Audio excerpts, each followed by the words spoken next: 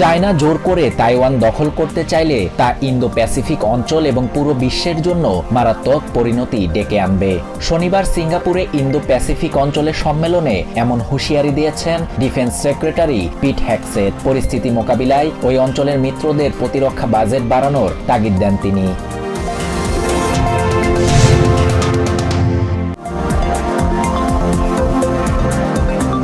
কানাডায় দাবানল পরিস্থিতি ক্রমেই অবনতির দিকে যাচ্ছে। পুড়ে গেছে কয়েক হাজার স্কয়ার কিলোমিটার এলাকা।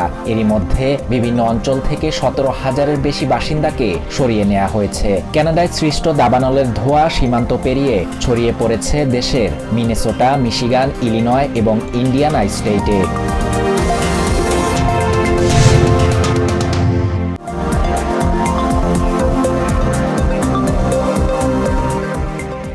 দেশে ইস্পাত আমদানিতে শুল্ক দ্বিগুণ করে 50% করার ঘোষণা দিলেন প্রেসিডেন্ট ট্রাম্প। শুক্রবার পেনসিলভেনিয়ার পিটসবার্গে এক স্টিল কারখানা পরিদর্শনে ওই কথা জানান তিনি।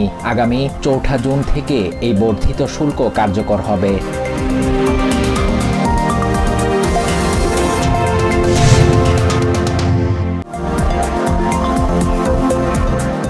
ফ্রান্সের প্রেসিডেন্ট ইমানুয়েল ম্যাক্রোকে তার স্ত্রী ধাক্কা দিচ্ছেন এমন একটি ভিডিও সামাজিক মাধ্যমে ভাইরাল হয়েছে।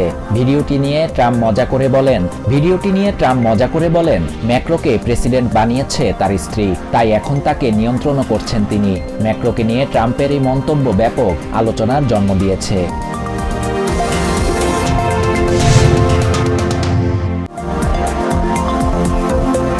জুলাই অগাস্টের হত্যাকাণ্ডে মানবতা বিরোধী অপরাধের মামলায় ক্ষমতাচ্যুত প্রধানমন্ত্রী শেখ হাসিনা সহ 3 জনের বিরুদ্ধে আনুষ্ঠানিক অভিযোগ দাখিল করতে যাচ্ছে প্রসিকিউশন। রবিবার আন্তর্জাতিক অপরাধ ট্রাইব্যুনালে আনুষ্ঠানিকভাবে এ অভিযোগ দাখিল করা হবে।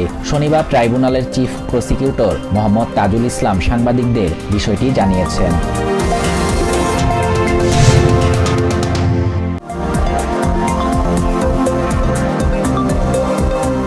আলোচনার জন্য আগামী 2 জুন আবারও বিএনপিকে যমুনায় আমন্ত্রণ জানিয়েছেন প্রধান উপদেষ্টা ডক্টর মোহাম্মদ ইউনূস।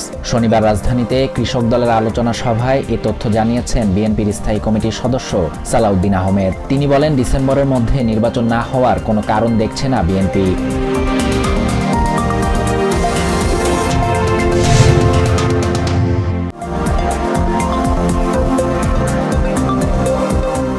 ডিসেম্বরের মধ্যেই বেশ কয়েকটি দল নির্বাচন চায় বলে মন্তব্য করেছেন নাগরিক ঐক্যের সভাপতি মাহমুদুর রহমান মান্না। শনিবার ভূ রাজনৈতিক নিরাপত্তা প্রেক্ষিত মানবিক করিডোর শীর্ষক আলোচনা সভায় এ কথা বলেন তিনি।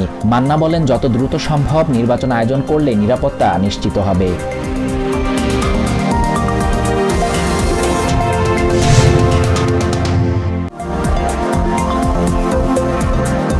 কুমিল্লায় এক আলোচনায় বাংলাদেশ জামায়াতে ইসলামী নেতৃবৃন্দ নির্বাচন প্রসঙ্গে নতুন অবস্থান তুলে ধরেছেন। কেন্দ্রীয় মজলিসে সুরার সদস্য ও দলের মুখপাত্র ডাক্তার সৈয়দ আব্দুল্লাহ মোহাম্মদ তাহের বলেছেন, নির্বাচন ডিসেম্বর, জানুয়ারি বা এপ্রিলে যে কোনো সময় হোক, সংবিধান সম্মত উপায়ে অবাধ ও নিরপেক্ষ হলে জামায়াতের কোনো আপত্তি নেই।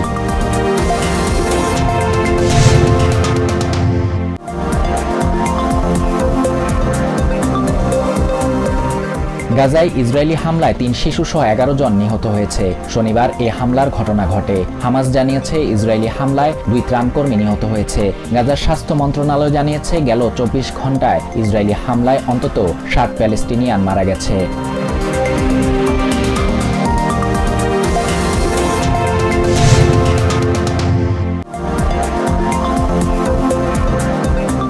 টি-20 র্যাঙ্কিংয়ে এক ধাপ পিছিয়েছে বাংলাদেশ। শনিবার আইসিসির প্রকাশিত র্যাঙ্কিংয়ে আফগানিস্তানের নিচে নেমেছে তারা। আমিরাতের পর পাকিস্তানের বিপক্ষে চলমান 3 ম্যাচের সিরিজে টানা 2 পরাজয়ের ফলে তাদের র্যাঙ্কিংয়ে এই অবনমন ঘটে। এতে 223 রেটিং পয়েন্ট নিয়ে নবম স্থানে উঠে এসেছে আফগানিস্তান।